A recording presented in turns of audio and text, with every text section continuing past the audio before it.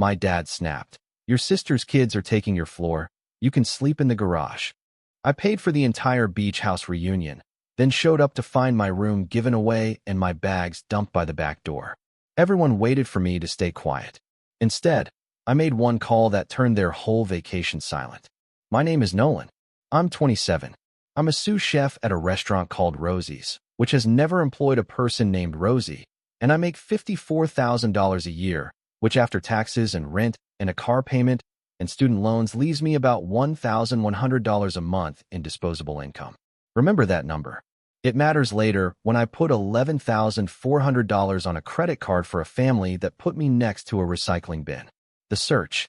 Before I tell you about the search, I need to tell you about Victor at a barbecue when I was 15. Because without this, he's just a man who put his son in a garage, and men who put their sons in garages are easy to dismiss. And dismissing Victor is not the point. The point is that I loved him and he knew it, and he used the specific shape of that love as a floor plan for what happened next. When I was 15, I entered a cooking competition at school. A regional thing. Kids from 4 high schools. I made a shrimp risotto I'd practiced 11 times because I'd read that consistency comes from repetition, and I didn't know yet that consistency also comes from being the kind of person who practices shrimp risotto 11 times, which is a personality type and not just a skill. I won. First place. A $200 gift card to a restaurant supply store. I came home with the trophy, a small plastic thing with a chef's hat on top that cost maybe $4 to produce. And Victor took me to the backyard where he was cleaning the grill, and he said, "You're the best cook in this family, and everybody knows it, including the people who won't say it." He said it while scraping the grill, casually, like it was a weather fact. I enrolled in culinary school the next year because of that sentence. That sentence is the reason I'm a sous chef.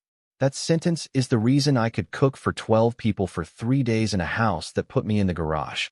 The Victor at the grill is the Victor the first kept looking for when I arrived at the beach house and found my bags by the recycling bin. My dad Victor texted me in April, not the family group chat, me directly. Victor communicates through delegation the way other people communicate through conversation, efficiently, without inquiring whether the person on the receiving end has the capacity or the desire, only the assumption that they'll comply because they always have. He wrote, "We should do a beach week this summer. You're good at this stuff. Handle it. Handle it." 2 words. Not, "Would you mind researching options?" Not, "I'll help look." Not, "Let's split the work." Handle it. The same verb you'd use to assign a task at work, except at work there's a paycheck and at family reunions there's a garage cot. But I didn't know about the cot yet, so I handled it. The group chat had been discussing a reunion for 3 weeks before Victor's text. 14 messages across 21 days about, "We should do something this summer. And wouldn't it be nice to get everyone together? And the kids would love a beach trip." 14 messages of aspiration. 0 messages of logistics. 0 offers to organize. 0 offers to pay. 0 offers to compare properties or read reviews or call rental companies.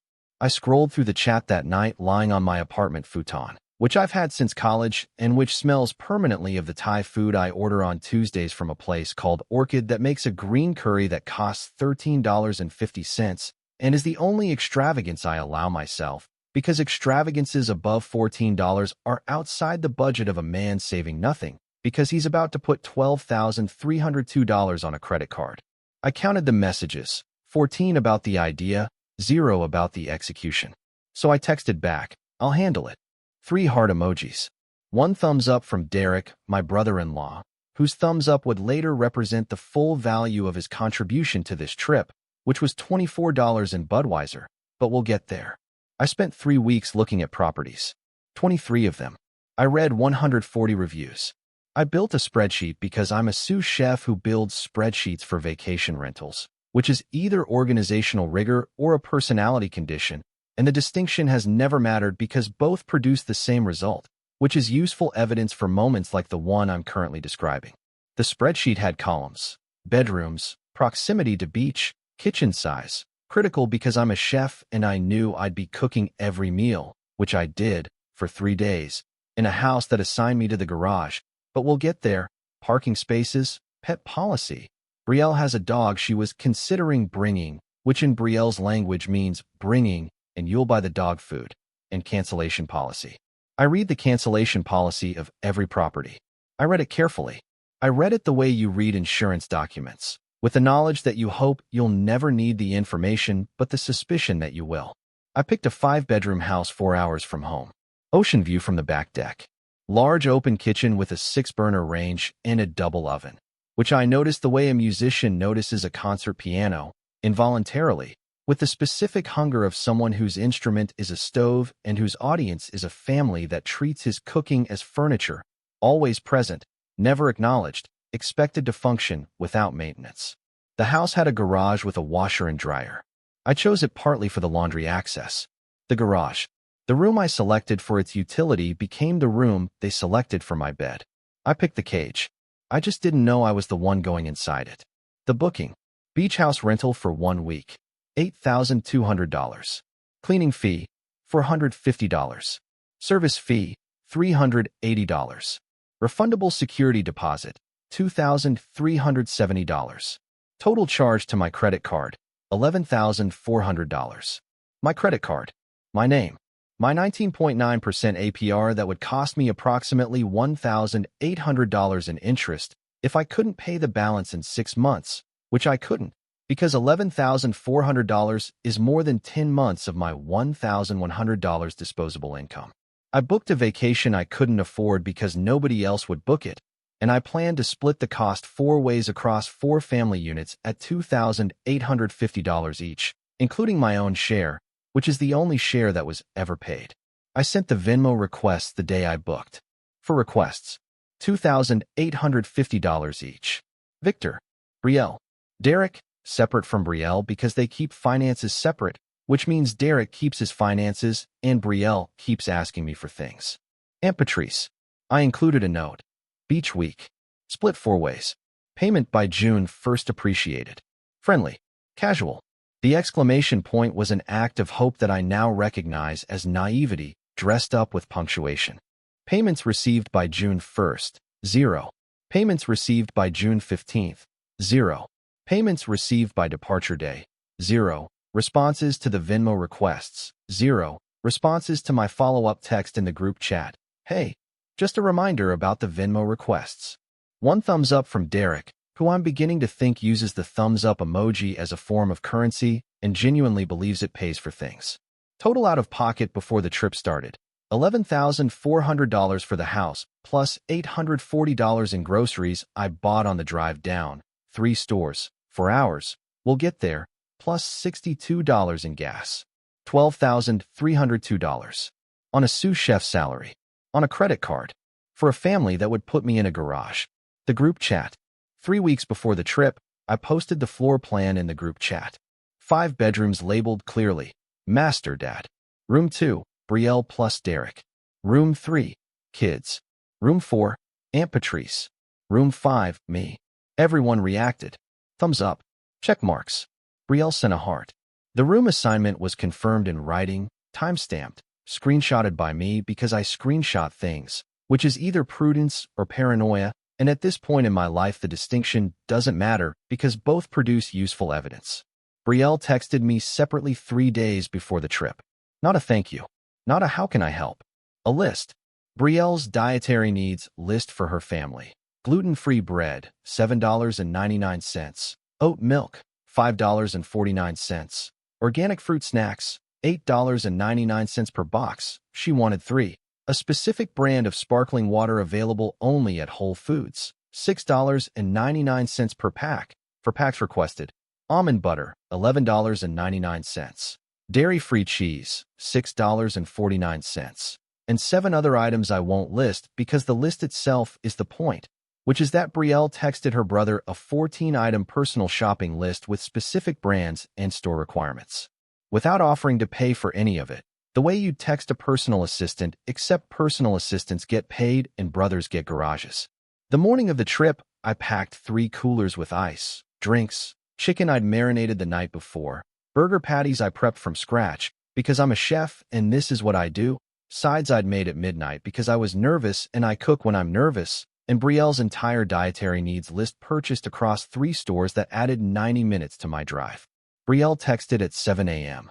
Can you grab extra ice? The kids like the crushed kind. I grabbed extra ice. The crushed kind. I was late to the beach house because I was buying her groceries. She took my room while I was buying her groceries. But I didn't know that yet. I was in a grocery store parking lot loading organic apple juice boxes into a cooler, 4 packs at $6.99 each, $27.96 in juice for the children who would be sleeping in my bed. Between my departure and my arrival, the group chat had 47 new messages. I read them later. Dinner plans. Beach schedules. Who was making cocktails? Derek, using the cocktail supplies I'd packed. Which towels were the good towels? What time to watch the sunset? 47 messages about the vacation I paid for and was driving to with a trunk full of groceries I bought. 0 messages about where the person who funded and supplied the trip would be sleeping. The arrival. I pulled into the driveway 6 hours after everyone else. 4-hour drive plus 90 minutes of grocery shopping plus a stop for gas, plus the specific slowness of a man who packed 3 coolers and a trunk full of someone else's dietary requirements. My car was visible from the kitchen window, the living room window, and the back deck where Victor was sitting in a chair. I unloaded groceries in 3 trips. Nobody came outside. Nobody opened the door. Nobody helped carry. I walked in and out 3 times carrying bags, coolers, and the crushed ice that Brielle's kids like, and the family watched from inside the way you watch a delivery driver, noting the arrival without participating in it. On the 3rd trip, I saw my bags. They were by the back door. Not inside. By it. On the concrete.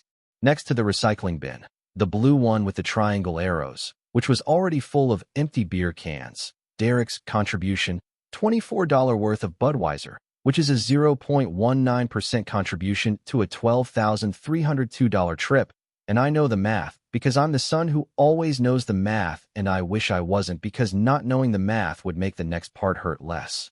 My suitcase, the black one I've had since college, was lying flat on the concrete. My duffel was on top. They weren't waiting to be brought inside.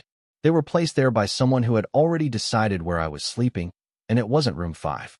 I walked in carrying the last bag of groceries, the one with the juice boxes, Brielle's kids' favorite organic apple juice at $6.99 per 4-pack, and the kitchen was warm and full and loud. Beach towels on the porch railing, toys on the living room floor, Derek's beer in the fridge, all of it, every can accounted for. A man who tracks his Budweiser with more precision than he tracks his family obligations. Victor on the deck with a coffee mug. Brielle's kids' voices from upstairs, from room 5, from my room.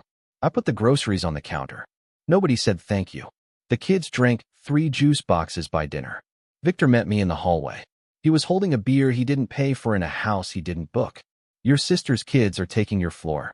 You can sleep in the garage. 14 words. He said them the way he says everything, flatly, like a foreman assigning a shift, because that's what I am to this family. A shift worker who covers every task and sleeps wherever there's space after everyone else is settled. Through Aunt Patrice, I later learned Victor practiced this line. He said it to Brielle first. I'll tell him the kids need the space. He's easygoing, he'll be fine. Easygoing. The label this family uses as a cage. The word that means will absorb and won't complain and can be moved to the garage without consequence. He rehearsed the line because even he knew it was wrong. You don't rehearse things you believe are fair. Brielle made the switch. Patrice told me later. Brielle told Victor the kids needed more room to spread out and suggested moving me to the garage since he won't mind. The person who paid $0 rearranged the sleeping assignments in a house funded entirely by the person she was relocating to the garage. The room assignment was confirmed in the group chat 3 weeks earlier. My name was on room 5. Between my departure and my arrival, Brielle erased it.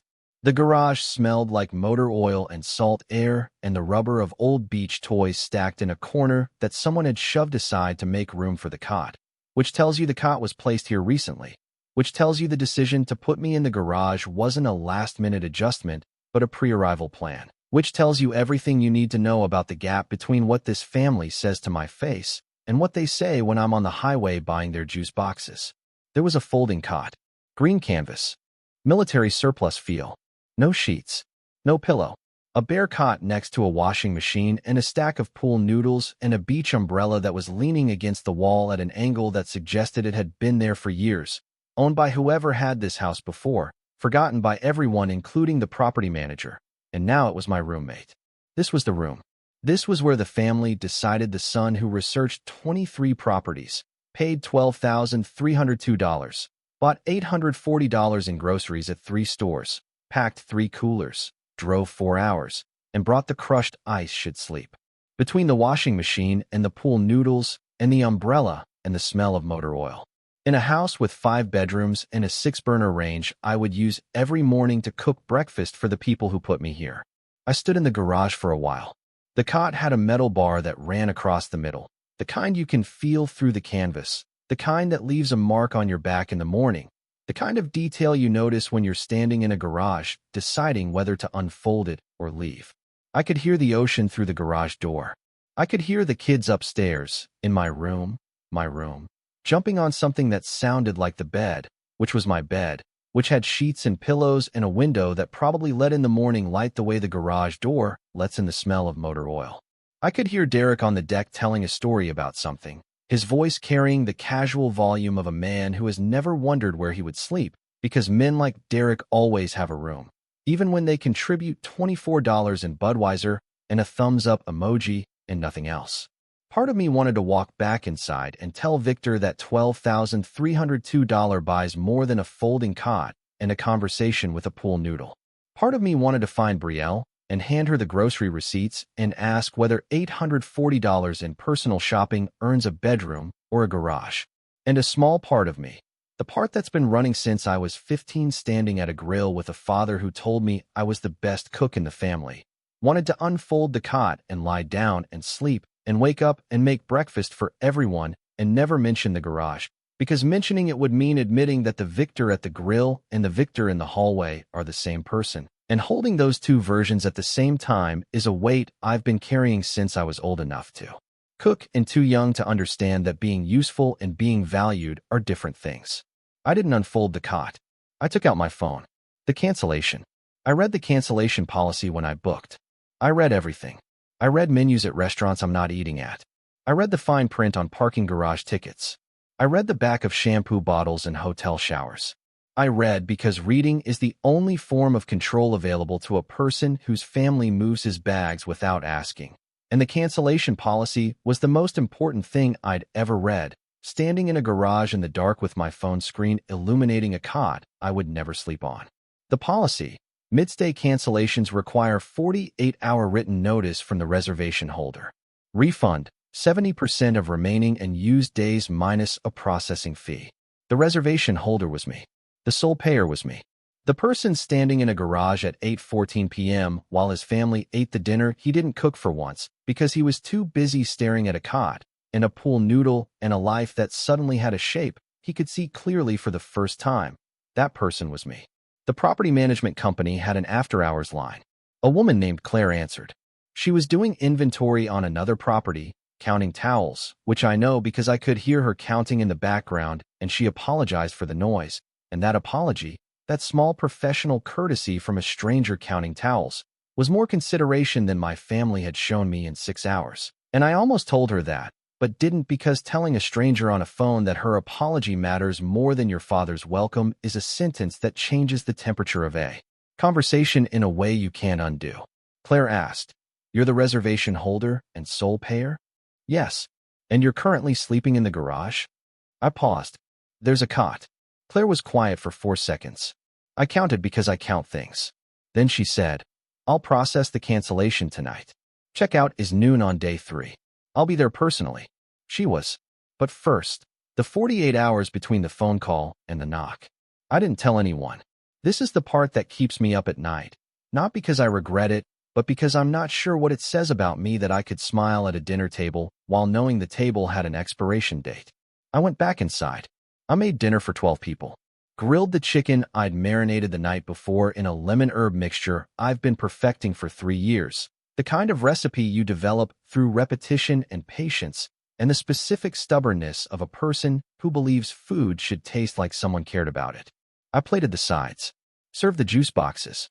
Brielle complimented the chicken, which she does every time I cook, casually, between bites. The way you'd compliment wallpaper, acknowledging its presence without considering who put it there. I washed the dishes alone. At 11 p.m., the kitchen was warm from the oven. The sink smelled like lemon from the dish soap. Outside the window, I could see the deck, and beyond it the darkness where the ocean was. And I could hear it. The rhythm of waves that sounds like breathing if you're tired enough and alone enough, and standing in a kitchen you paid for, washing plates you served on a counter you'll wipe down before you walk to the garage, to sleep on a cot you didn't unfold, but did eventually unfold, because the alternative was the concrete floor, and the concrete floor is where my bags were, and I wasn't going to sleep next to my bags next to the recycling bin like an item that's been sorted and placed for collection. Day 2. The cot. 5:30 a.m. My back had a line across it from the metal bar, a red mark that would fade by noon but was there in the shower, a temporary tattoo from a bed that isn't a bed in a room that isn't a room. I made breakfast for 12. Pancakes from scratch because boxed mix is a crime, and I'm a sous chef and I have standards even when my bedroom is a garage. Scrambled eggs with chives I'd brought in the cooler, wrapped in a damp paper towel inside a Ziploc bag.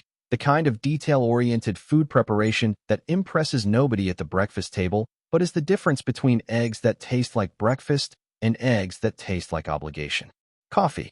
Smoothies with the crushed ice because the kids like the crushed kind. The same request Brielle texted me about. The request that added 20 minutes to my grocery run. The grocery run that made me late. The lateness that meant I arrived to find my room occupied by the children who are now drinking smoothies made by the man who slept next to their pool noodles. I went to the beach with the family. I built a sandcastle with Brielle's kids, who are 4, 6, and 8, who didn't choose any of this, who call me Uncle Nolan, and whose favorite thing about Uncle Nolan is that he makes pancakes and builds sandcastles and doesn't yell and always has juice boxes. They don't know Uncle Nolan slept next to the washing machine. They don't know Uncle Nolan made a phone call last night that will end their vacation tomorrow. They don't know any of it, and that's the part that almost made me call Claire back and cancel the cancellation, because the kids are 4 and 6 and 8, and they think Uncle Nolan is the best uncle in the world, and Uncle Nolan is about to take away the beach. But Uncle Nolan didn't take away the beach. Brielle took away Uncle Nolan's bedroom, and Victor took away Uncle Nolan's dignity, and the beach was never mine to give or take, because I was always going to be the person who paid for it and received the least of it. And the sandcastle I built with the kids was the most I'd gotten from this vacation, and it washed away with the tide by 3 p.m., which is either a metaphor or the ocean, and today I'll accept both. I made dinner that night. Fish tacos. Homemade slaw with a cilantro lime dressing I whisked in a bowl I'd washed 3 times that day. I cleaned the kitchen at 11 p.m. while the family watched a movie in the living room, their laughter coming through the wall, while I scrubbed the 6-burner range I'd noticed in the listing photos the way a pianist notices a Steinway. And the irony of standing at a beautiful stove in a beautiful kitchen in a beautiful house that I paid for while sleeping in the garage is not lost on me. And I let the irony sit because pointing it out would mean explaining it, and explaining it would mean admitting that I expected the stove and the kitchen and the house to come with the same treatment as the garage cot, which is to say none, and none is what I got, and none is what they'll have tomorrow at noon when Claire knocks. I slept on the cot, metal bar, motor oil, pool noodles, the ocean through the garage, doors sounding like the breathing of a house that doesn't know its reservation is dying. Nobody noticed anything different, because nothing was different. I cooked. I cleaned. I smiled. I carried. The family saw what the family always sees, the son who handles it. The only difference between this trip and every other family event was that in 16 hours a woman named Claire was going to knock on the door with a clipboard and the vacation was going to end.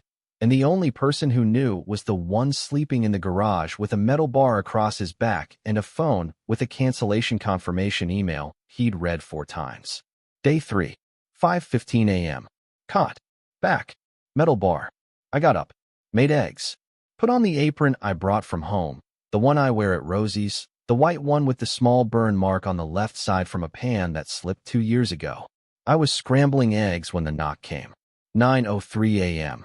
Claire. Clipboard. I opened the door. She looked at me, at the apron, at the kitchen behind me where every surface had been used and cleaned by the same person standing in front of her. She said, "I'm here for the checkout." I said, "I know." Nobody else was awake. Victor came downstairs in shorts and a t-shirt, hair uncombed, holding a coffee mug I'd filled 20 minutes earlier. He saw Claire. He saw the clipboard. He saw me standing by the door, bags already in my car, because I'd loaded them at 4:45 a.m. in the dark, quietly, the way I do everything in this family, quietly, so as not to disturb the people who disturbed me. My apron was folded on the kitchen counter. What's going on? Claire, the reservation holder has terminated the booking. Checkout is noon. Victor looked at me. You did this. I said, I handled it. Same words. His words. The text from April.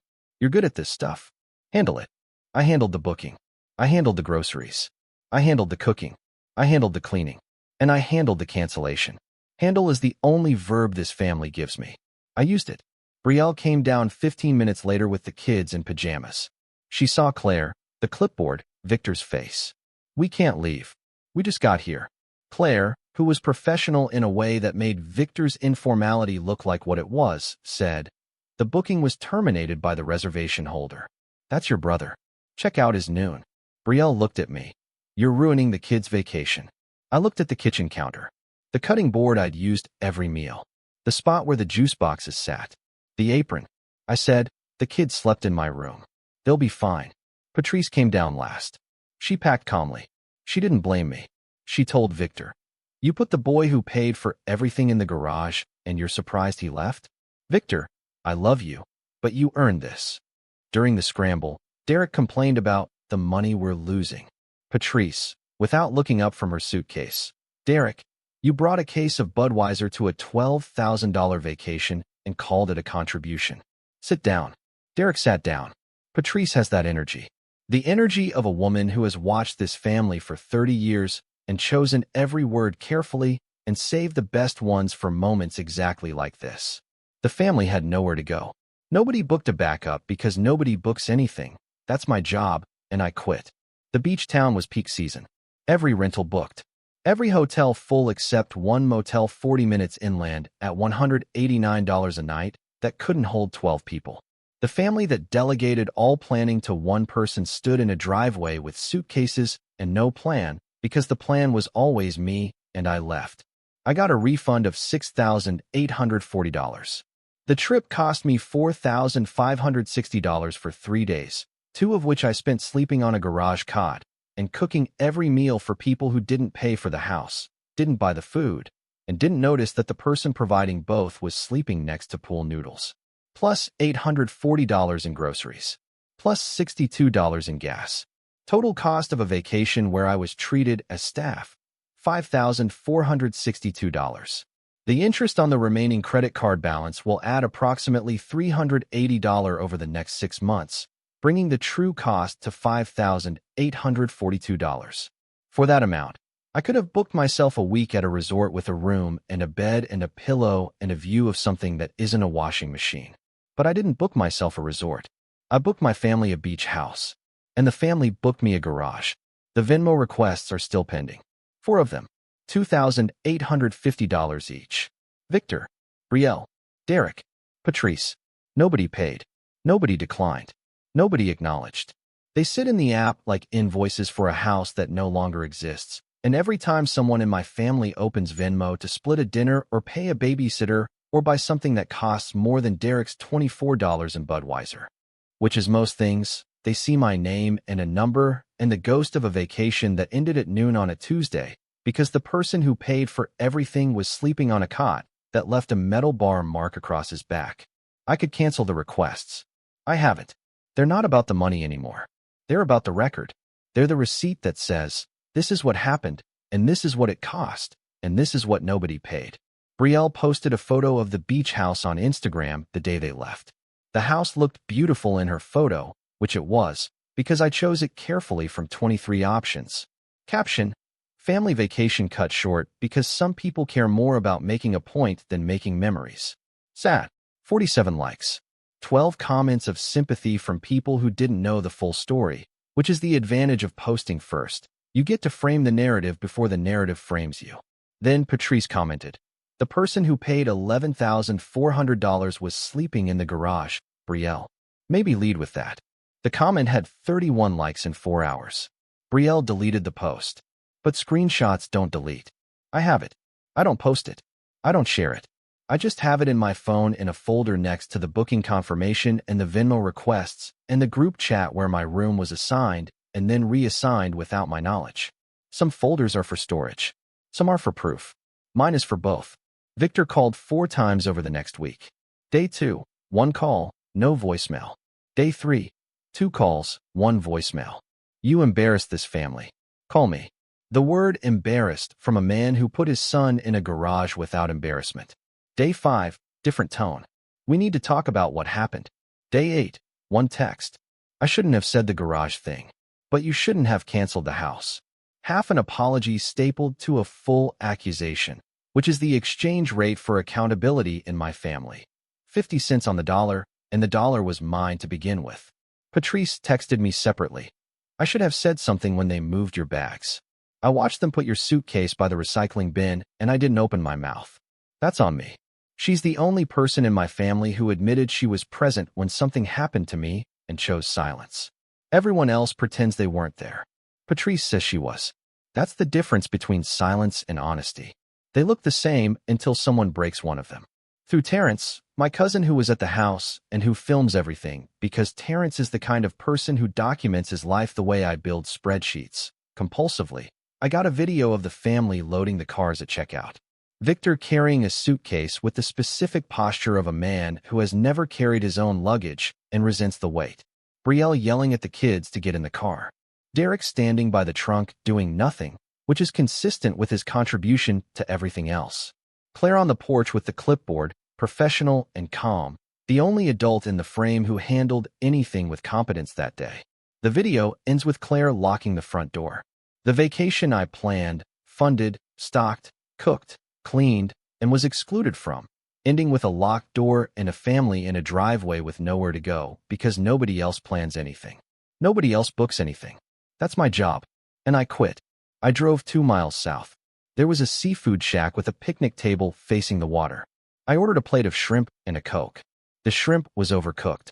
The Coke was warm. The table had a crack in it that somebody had filled with putty that didn't match.